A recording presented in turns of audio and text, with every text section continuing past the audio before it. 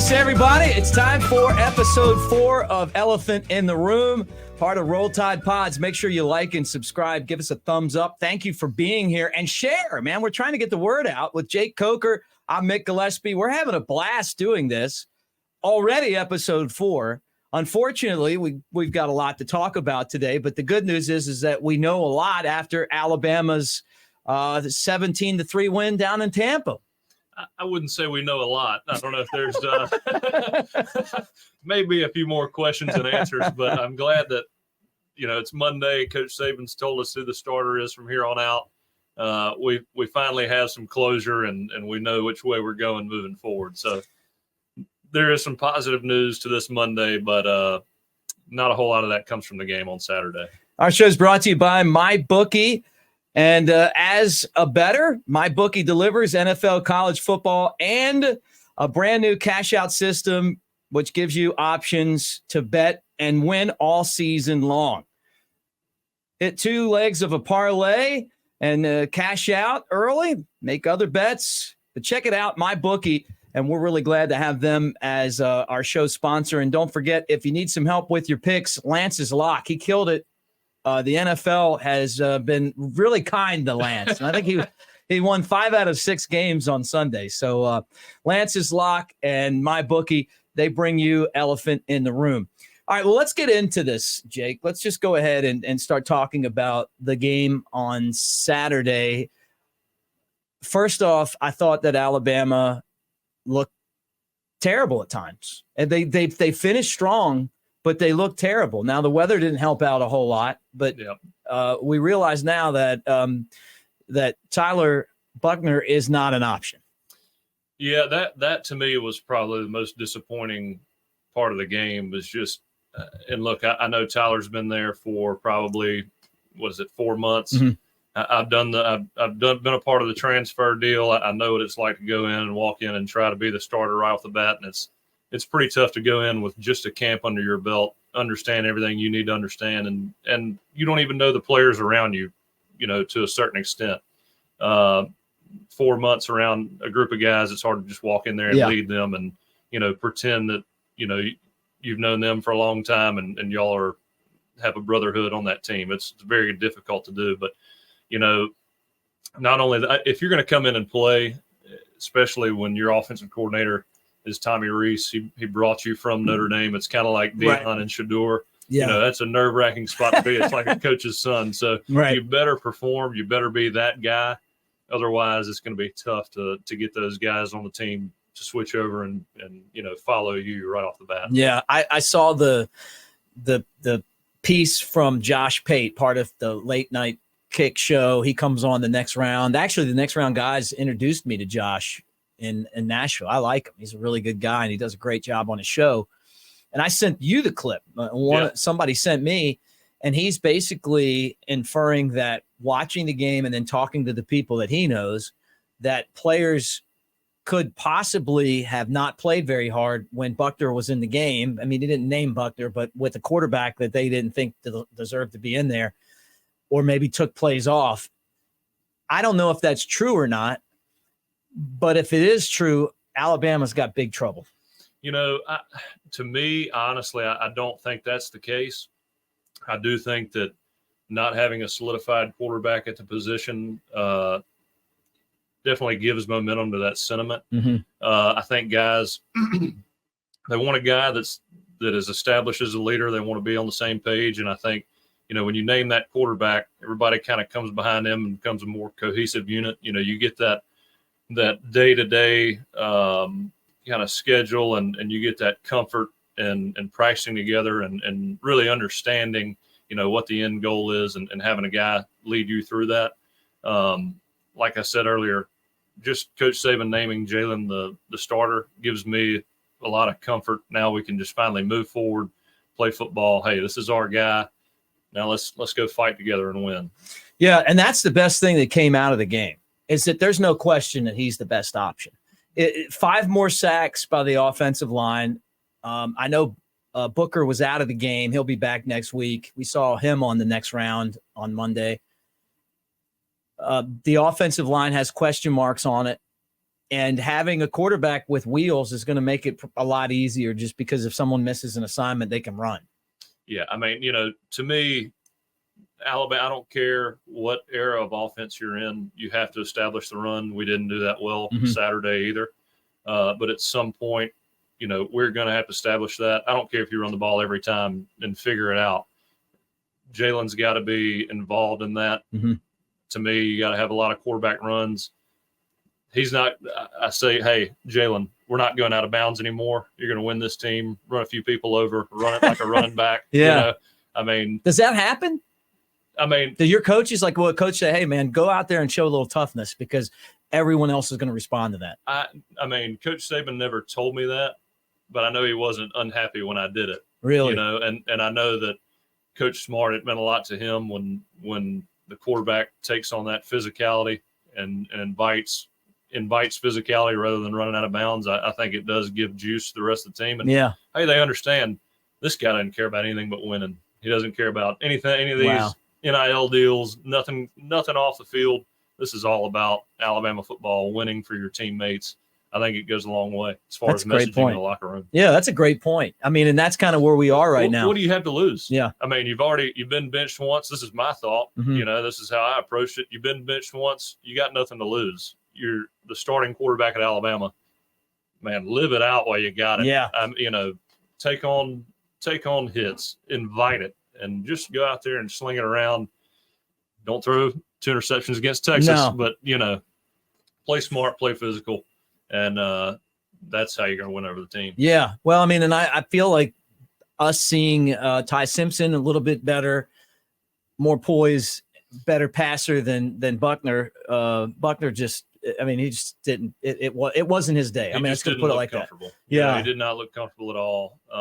Ty, to me, showed some glimpses of having a lot of potential. Yeah. Again, not a whole lot of time to throw the ball. He made a couple throws that I was really impressed by, but at the same time, I think he was sacked how many times? Yeah, right. So, I mean, again, Jalen, in my opinion, right now with where we are as an offense, probably the best guy to go in and take that role. Yeah.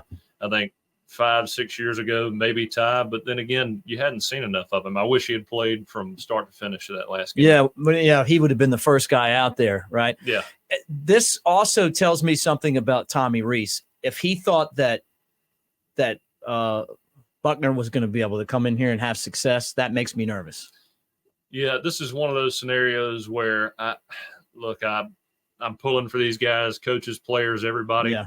But that was kind of alarming to see him go in before Ty. I mean, and I know he's coached him at Notre Dame. There's a personal relationship there. But, again, you don't bring that guy in unless you think he is a guy that's going to come over, take over. I mean, I think Reese was there during the spring ball this year. He saw Milroe. He saw Ty. Yeah. Should have an understanding of where Buckner's going to be.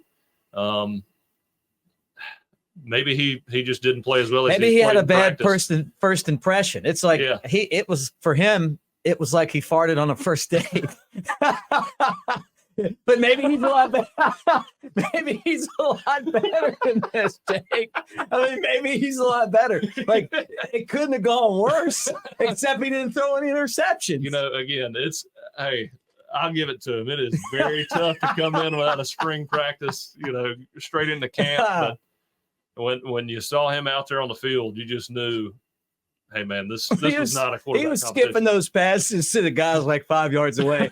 I was like, oh, shit. This can't be happening right now. I've done it before. Yeah, you've been there. I'm saying it. I mean, but we're all pulling for the kid. Yeah. Like, I gotta say this story. This is so funny. And I'm getting off here. Speaking of skip passes, I'm getting ready for the draft. In 2016, and me and Kenyon Drake and Richard Mullaney were working out with the Lions, and we go through the film study and all that. We get on the field and we're throwing, and thought I was having a pretty good workout, and I see Lane out of the corner of my eye. He's coming in, and I swear it's like right at that time I throw an out route to Richard Mullaney like 5 yards short, right in the dirt, and this is a workout with the Detroit Lions, and he looks over, sees the ball go in the dirt, and he goes, yeah, I wouldn't want to live in Detroit either.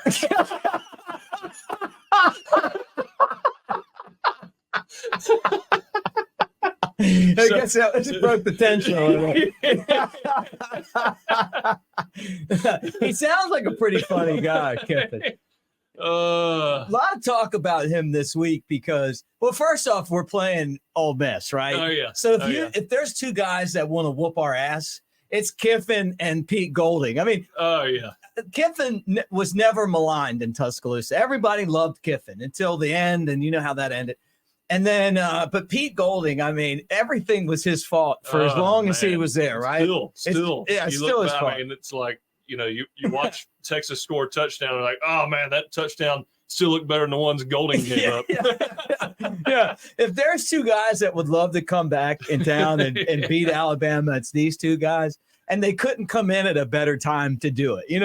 We're talking about Alabama's players not playing hard because they didn't like the quarterback. I mean, like this, I said on one of my other shows, I said it reminded me of 2000 when I kept hearing about locker room issues with, Tyler Watts and Andrew Zhao, and the locker room was split. And that team, which was number 3 in the country at the beginning of the year, Freddie Millens ran in a touchdown at UCLA. And then from that point on, it was one of the worst seasons I can ever remember. Nick Saban has an enormous job right now to try to get this figured out because you can lose a team that quick. Oh, yeah. Well, again, I think that first step, hey, let's name Jalen the guy. Let's figure it out. And now it's on the players. I do think there was a lot of confusion last week. A lot of guys kind of all over the place. Again, not a real cohesive unit on offense. Positive note, defense finally looked pretty strong. Yeah. I mean, I know we're playing South Florida, but at least they look like they're in the right spots, pretty physical. Would have been a shutout had it not been for that muff punt. Right. But now the offense has an opportunity. Again, coaches put them in the right spot. They know where to go from here. Hopefully they'll figure it out. Yeah, I mean, and hopefully, and another thing, I mean, he's played both guys. Everybody's seen. Yeah, we know now. Yeah, I mean, there's no blame to be put on anybody now. It's hey, we have our answer. Now it's y'all's job to figure it out. Yeah, and you've been through this before, the process. And when you got to the point where you were the starting quarterback and there weren't any questions, you can focus on leading the team instead of being in a group of guys trying to figure out who's going to lead the team. That's right. I mean, like we were talking about before the show when Cooper and I were going through this before the Ole Miss game, a lot of confusion, not getting as many plays as we should during practice, switching in and out with the ones. Everything's kind of in disarray. And again, we're kind of looking around like who's starting this week, right? And everybody's kind of looking at each other. I have no idea. And I think it showed on the field. We looked pretty sloppy and lost, and we looked pretty sloppy this week, obviously. Yeah. But then once you get that routine with your guys and you get all the one reps, I think that changes everything. Yeah, I don't look at this season as 2015. This is an entirely different experience. And you talked about it to me, and we were kind of getting into this, but there's no more dominated. We're not going to go in and just beat everybody down each week anymore. No. Georgia's the last team that's kind of doing that, and every week it's getting closer and closer. NIL, transfer portal.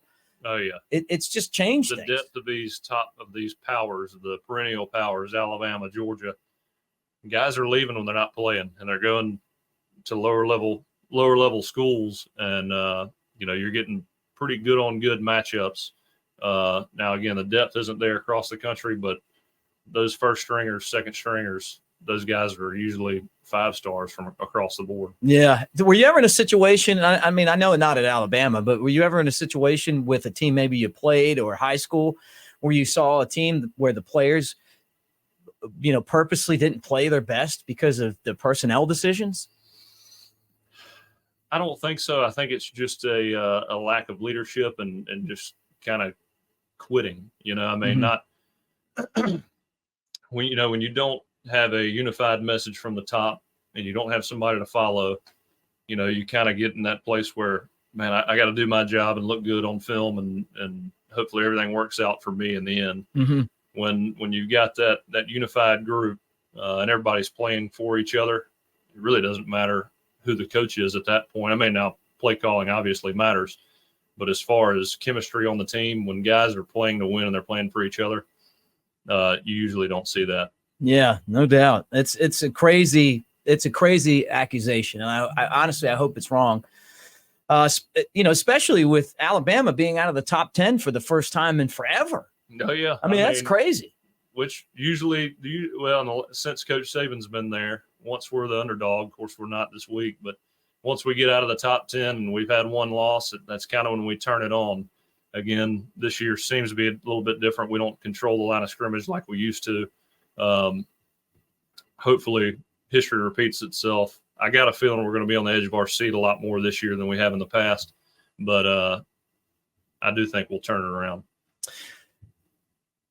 Well, we definitely hope so. I mean, we'll be watching for that. Hey, guys, I want to remind you that the show is brought to you by MyBookie. Join MyBookie and the MyBookie family for an entire season filled with daily odds boosts and same-game parlays and super contests. So really fun, and Lance's Lock will help you get there to make good picks, unlike mine, which have been – I've been terrible. That's why I don't have mixed picks. So you need to check out Lance's Lock and MyBookie.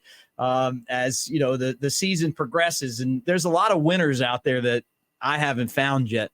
All right, Lane Kiffin already stirring the pot, right? Oh yeah. He gets up in this press conference yesterday, and he's like, "It's Travaris Robinson's offense. He's calling the plays. It's not Kevin Steele." And then Nick Saban comes out today in his press conference, and he's like, "No, the only thing we changed was we just needed to have somebody on the sideline making the calls." But what do you think Kiffin's doing this for? Just to disrupt things? Oh, I'm sure he that's what he's known for. He's a disruptor. He gets his message out through the media. I mean, he's got some dictator-like characteristics, and he's not going to say it. But if Kirk Herbstreit's saying it, it probably came from Kiffin. Yeah, right. Well, that came out. Saban's press conference. He's like, no, Kevin Steele is the defensive coordinator, and he addressed that. He talked about the quarterback and the team moving forward and trying to get everyone on the same page. And I agree with you. I think having the quarterback solidified definitely helps out. A 2:30 game at Bryant-Denny Stadium, and I just don't know what to expect at kickoff. I never have. It's been a long time since I've been this uncertain about what Alabama's going to look like. Yeah, it's you got to have two separate offenses almost for Ty and Jalen. Mm-hmm. I'm hoping that we come out, use Jalen a lot to run the ball. I'd love to see some RPOs. I loved RPOs at Alabama, especially with Derek. As soon as people tried to start loading the box and stopping the run, too many numbers in the box, we were able to get it out. And then Lane usually always had some deep shots that were just dialed up to perfection that, if they weren't executed properly, that was usually on our fault. Right. So I'd love to see us dominate the line of scrimmage. I know we've kind of struggled with that lately, but use Jalen in there, get an extra blocker in there, RPO it a little bit, get the ball out if they got too many in the box, and then dial up some play actions that are easy to read, easy to see, and let him get it out. Yeah, well, that's got to be – I think a lot of people have said that they would like to see Tommy Rees cater an offense around the talent of the quarterback, which now we know is Jalen Milroe. I didn't feel like that offense that we saw Alabama run against Texas was catered around his abilities. Yeah, again, it's different now. We've usually, like in the past, and when I was playing, you knew we were going to have a run game. Mm-hmm. We had a solid offensive line, stable of running backs. We were going to be able to run the ball. And when defenses really started amping up the numbers in the box, playing a lot of one-high looks, it allowed us to throw the ball, made it a lot easier on me. Yeah. I mean, when we played Michigan State, they sold out for the run. Yeah. And I had the best game that I've ever played, but at the same time, I was over there thinking Derrick Henry, on the sideline for every completion because all I had to do was show the ball. And basically everybody was collapsing, and it was Calvin Ridley one-on-one with a safety trying to play him 10 yards off. And so it just, while they did a pretty good job slowing Derek down. There were such mismatches on the outside that we were able to take advantage of it. And that's what you want to see an Alabama offense do. I just hope that we can at some point dominate the line of scrimmage. And I think if you get Jalen involved, run him on a lot of quarterback runs, try to consolidate the defense and then take advantage of that consolidation, I think we got a chance.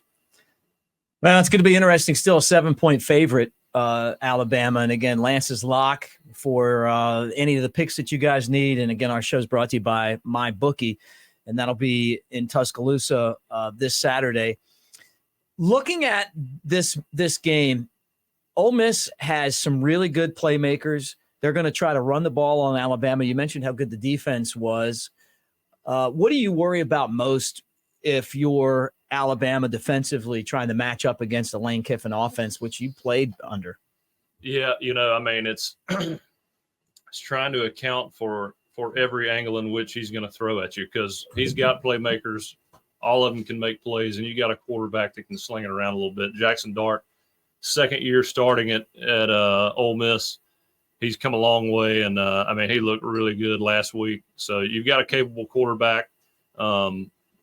Hadn't quite proved to be a Quinn Ewers type, but not far behind. Yeah, Judkins is a great running back. I think that one of the things we lost when Lane Kiffin left is his ability to go out and scout. Like to be able to say, to go watch a player, to go to a high school game, to watch film and say, this guy can play. Mm-hmm. And then they show up and you end up with 4 first-round pick wide receivers. Well, or whatever. Yeah. He's really good at that. He cannot compete from an NIL standpoint the way that A&M and Alabama's got a big emphasis on it, but Alabama, they also can't really compete with the A&Ms and the big money programs. But he somehow finds a way. Judkins from Montgomery pulls him down to Ole Miss, and I don't believe he had many offers from outside of Ole Miss. And he's going to get his transfer quarterbacks in. They're going to be playmakers because there's going to be guys open. He's going to find a way. The guy, he sets quarterbacks up in a way where they're going to be able to make plays. And he can find guys, like you said, that kind of fall underneath that radar. And he's going to bring guys to Ole Miss that don't require a whole lot of NIL money. He doesn't need a recruiting service to be able to figure out who he wants on the team and who he doesn't want. And I think that's, to me, the thing that he does better than anything else. Oh, yeah. To a certain degree, all these coaches rely on recruiting services. And honestly – and I'm not taking a shot at recruiting services. Honestly, you know what I mean. Yeah, and once a lot of these coaches, you don't have time to watch film on everybody. Yeah. I know Tyler Siskey just started his recruiting service. I don't know if you knew. No. He was at Alabama, Ole Miss, all that. But, they rely a lot on those guys, and they're very good. Yeah. But also a lot of coaches, my example, I didn't have hardly any offers coming out of my junior year. And then, Arkansas State was my first offer. No other offers. I go from Ole Miss camp to camp, and Jimbo gives me my first Power 5 offer at Florida State. And it was like, Alabama, Coach Pruitt told me, they weren't taking another quarterback that year. As soon as Jimbo offers me, it was like, Alabama starts knocking on the door, you're trying to offer me. And Jimbo goes, yeah, when I offer a quarterback, Coach Saban offers right after me. Yeah. What stars were you? 3. Oh, yeah. How cool is that, though? Like be in high school and be like, like a star player. Back then, that's got to be pretty awesome.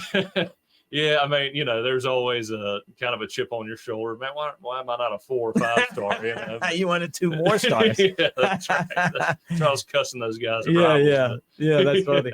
Yeah, I've worked for 2 of them, but I never do. I don't do recruiting, so I talk about it, but I just spent a lot of time with Andrew Bone, so Bone's been involved in that forever. All right, let's talk some other games. I was shocked at the beatdown that Florida put on Tennessee. I did not see that coming. I don't get it. Why do they play so bad there every year? Yeah, every other year.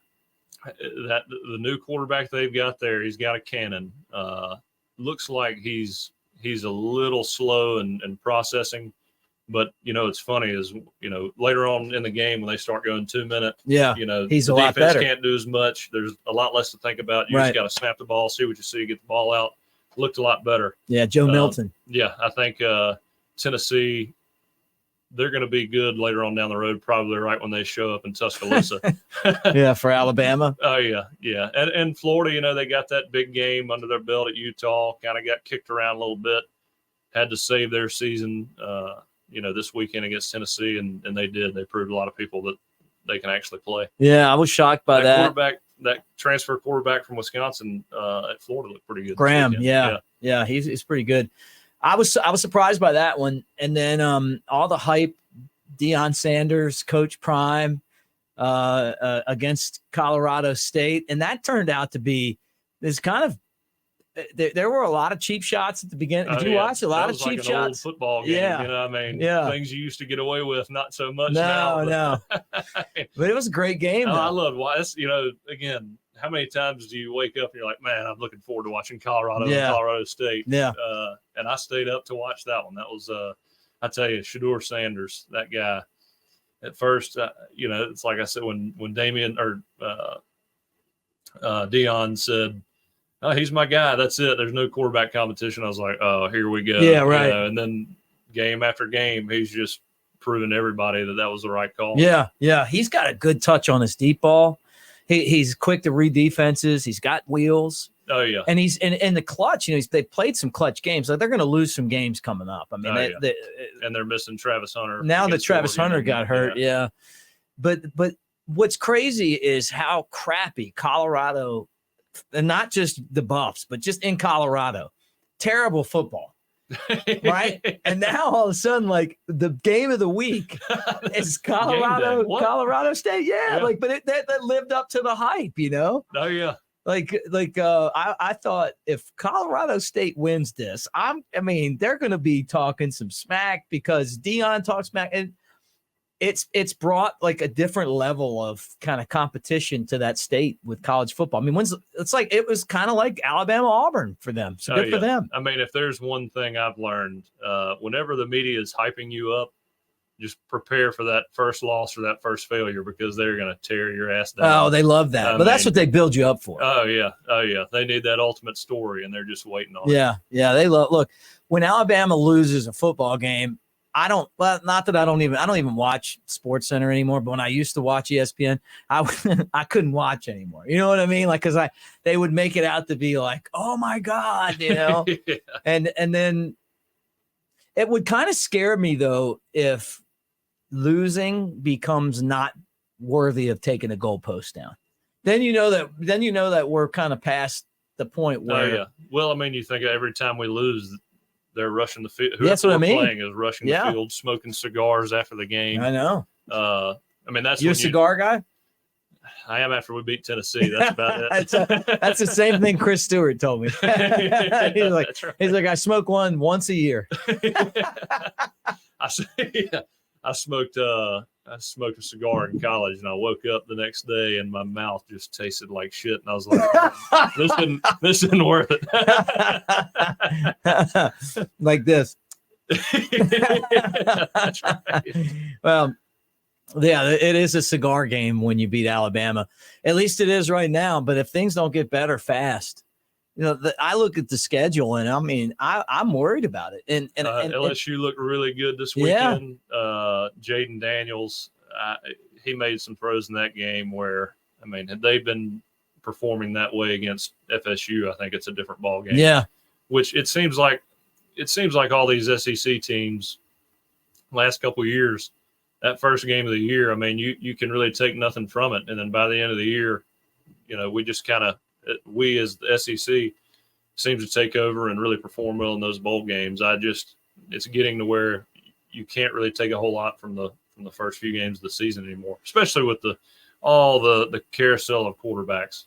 Yeah. Yeah. Right. Well, I mean, it's, and like you said, this is a year though, not just the NIL and the transfer portal, where the SEC quarterback wise isn't as dominant. I mean, we had Bryce Young last year. I mean, like the best quarterback we've ever had. I don't even think anyone could ever argue that. I mean, not just that he won the Heisman, but one of the best ever in college football. Yeah. When you watched him, were you just like, man, this dude just makes it look too easy? Oh, man. You see him dance around in the pocket. Usually with a normal quarterback, you're like, oh, my gosh, what is he doing? He's taking forever. And then you see him dancing around. You're like, just give him a few minutes. He'll find somebody. And then all of a sudden he sticks one in from, 60 yards out on the money. Yeah. The game is never over. Yeah. And we missed that. It's going to have to be different now. It's going the wins aren't going to look like that anymore. No, they're not. And you're not going to get their wins where we're just shoving it down their throat. They know what's coming and they just can't stop it. The playing field has definitely changed. And I heard Greg McElroy say it earlier.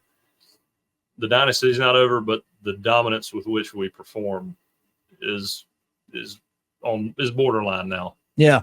Well, I say the dynasty is not over because the playoff is expanding. Yeah. And then it's going to be easier to get in. I mean, next year, 12 teams get in and, you can find your way in if you lost a couple times. Yeah. I mean, 3-4 years ago when people asked me what I thought of, how the team would be, I'd say, well, we get to the playoff, we'll see if we got any leadership. I mean, because you knew we were going to be in the top four. And at this point, I almost feel like with the parity in college football, I was very against expanding the playoff. Now I feel like it's got to happen. Yeah. Well, yeah. Now that right. I think everybody's going to have 2 or 3 losses here in a few years. It's going to look like an NFL record. There's going to be a lot more losses. No undefeated teams anymore for the most part. And I hate that. I mean, the thing that made college football's regular season great is it really was a playoff. Yeah. But sometimes it would be the luck of the draw as to what your schedule was compared to other teams' schedule. I mean, look at Georgia. They're not playing anybody. It's a weak schedule. If they played at Alabama's schedule, I think they could lose a couple games. I mean, TCU last year. Yeah. I love Alabama, but this isn't a biased opinion when I say TCU should not have been in over Alabama. No, I said that on local radio here. Yeah. I agree. Like they were never one of the 4 best teams. No. But the national media wanted them to be one of the 4 best teams because there was this Alabama fatigue. Yeah, it was like an Alabama fatigue. They lost 2 games. They barely lost 2 games. 8 years ago or however long ago it was when Scott Frost was there, UCF would have been in it. When they were flying the national championship flag the same year that Alabama won it all. Yeah. How funny was that? Like get out of here.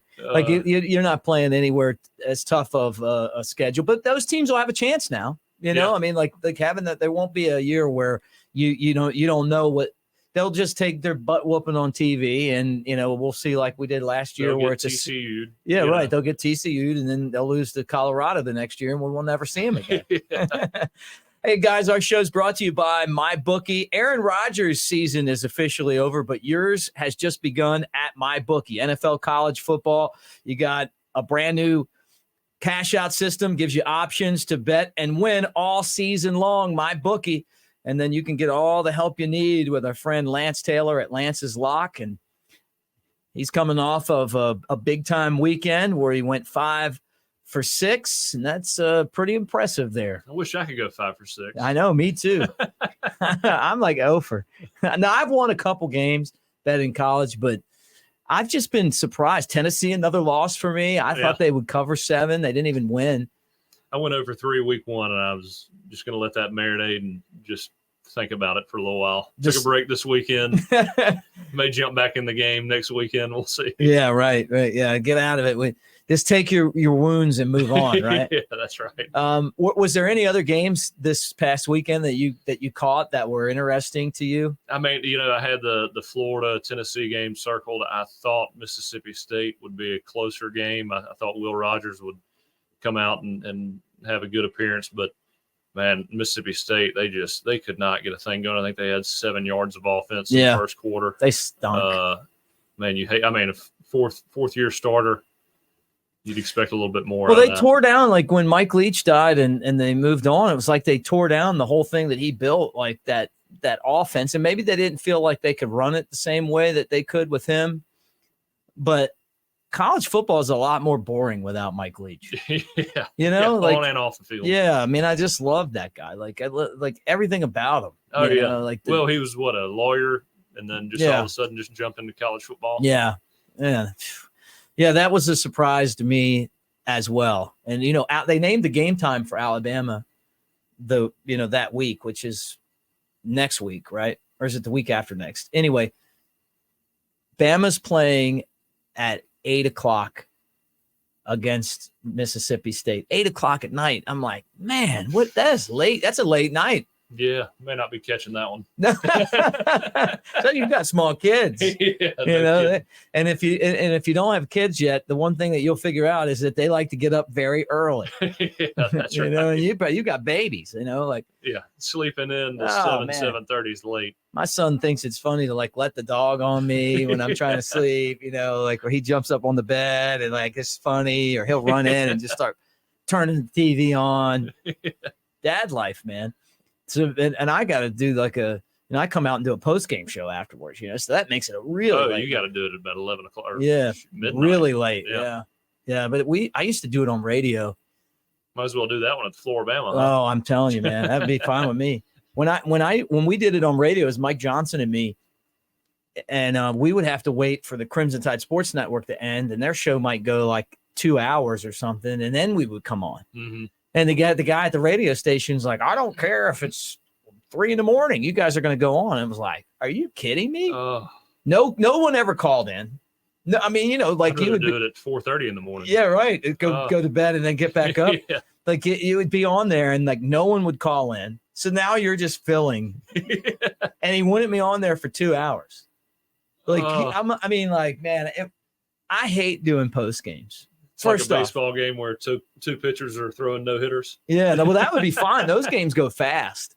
Yeah, you're right. But it's like when you're on there, like, look.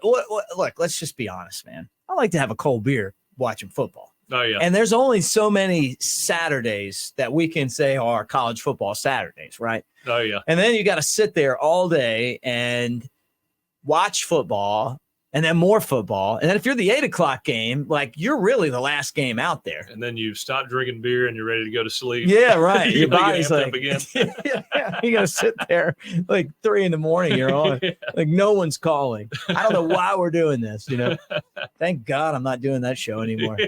It's just like the love of like doing this stuff. Screw you, Mike. Yeah. Well, he does Falcons now. And he's like Falcons pre and post. And they play it like noon or 3:00 every week, and it's on Sunday, Good for him. He said he's having a good time doing that. It's a way better deal than the one that we used to have. Yeah. So that's the process of getting to the point where you can, so anyway, yeah, that's going to be a late night, but got to get there first. I just look at Mississippi, the Mississippi schools, and Alabama's dominated the series over the years, but they're always tough. I mean, beating Ole Miss with Lane Kiffin, 2 out of the 3 years Alabama's won, they've been pretty tough games. Yeah, I'm hoping he takes his headset off and throws it at the reporter again this year. No, what I am a little nervous about is time of possession. I hope that we can put together a lot of good drives where we're eating up some clock and don't give him the ball for most of the game, because it's a matter of time with Lane. You give him enough time, he's going to score points. And, he's going to have those dialed up plays. I can name a bunch of them just off the top of my head, where he'd have something on Monday or Tuesday. Yeah. Where he'd be like, all right, which one of these is going to score a touchdown? And we'd, the quarterbacks would be betting this one. Right. Yeah. We'd all bet on who was, which one was going to score. And eventually one of them would. Yeah. Like I said, he'd be setting it up all game long. And, I remember in Arkansas, we had a double move on a safety who had been jumping seam routes and we had been setting it up all game long. And then all of a sudden it was like a 75-yard touchdown to Calvin Ridley. And that was the one I picked that week. Was it? So, yeah. So you were pretty excited. Yeah. But it was, I faked the handoff, looked up. Safety was exactly where I was told he'd be. He did exactly what he was supposed to do, or not what he was supposed to do, but what he typically did. and just threw it up top to Calvin, and it was a touchdown. And, you know, when you see things like that as an offensive coordinator, and I mean, really as a defensive player, you make that mistake, it's a touchdown, and you sit there and you think, man, they had that dialed up for me this whole week. What else have they seen? What else, you know? Give me some more. You start second guessing, you know, what should I really do on every play? Do I have some bad tendencies that they're about to take advantage of? And so. Or the other side of it too is like maybe the great ones, they like Tom Brady or, you know, or Peyton Manning, maybe those guys are able to kind of like go look at film and they've got like 15 of those in there or something. Oh yeah. I mean, I'm sure. I mean, those guys see the game. Tom Brady, he notices every little detail. And so, I mean, it's like he said, I'm not identifying anything when I get up to the line of scrimmage. I just verify, meaning verify that they're right where I thought they were going to be, and they're doing exactly what I thought they were going to be doing. That's crazy. So he knows exactly what they're going to do every look that they show. And, you know, he knows exactly where to go with the ball. Yeah, no doubt. All right, 2 minutes, our 2-minute drill. Let's just close it up here. You know, just final thoughts on everything that we talked about today moving forward to Ole Miss. Yeah, you know, again, Milroe's the guy. Love it. Love that we have some continuity now on offense. I want to see Milroe involved in the run game. I want to see him take over this team, be physical, take advantage of the deep shots. Love to see some RPOs mixed in there, you know, kind of take advantage of leverage and alignment on defense and just keep them honest. And time of possession, I want to see us hold on to the ball, keep it away from Lane as long as possible. Yeah, right, and beat Ole Miss.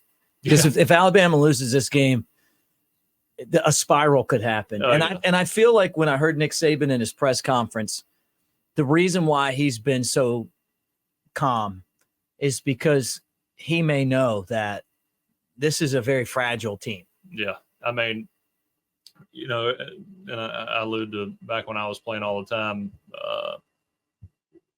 when I was, you know, we had leaders on that team. And I heard Kirk Herbstreit allude to it on game day. You know, the Ryan Anderson, Sean Robinson, Jonathan Allen. Coach Saban, I mean, he'd lose his mind every now and then. And he could, because we had guys that were mentally tough enough to deal with it, move on, and police the team. This year, I'm just kind of waiting to see, all right, who's going to be that guy who's going to step up and own this team and you know, expect the standard in which he's set. And I just don't see that yet, but hopefully that'll evolve over the next few games. Yeah, no doubt. Well, our show's brought to you by MyBookie. Aaron Rodgers has seen his season officially over, which, by the way, he was the starting quarterback of my fantasy football team. But yours has just begun. Same thing with my fantasy team. And it's just begun at MyBookie. NFL, college ball, and a brand new cash-out system give you options to bet and win all season long. Check out MyBookie. And again, Lance's Lock's going to help you put those MyBookie picks together. Don't ask me, because we should just start. Or fantasy draft advice. I have a guy that does it for me.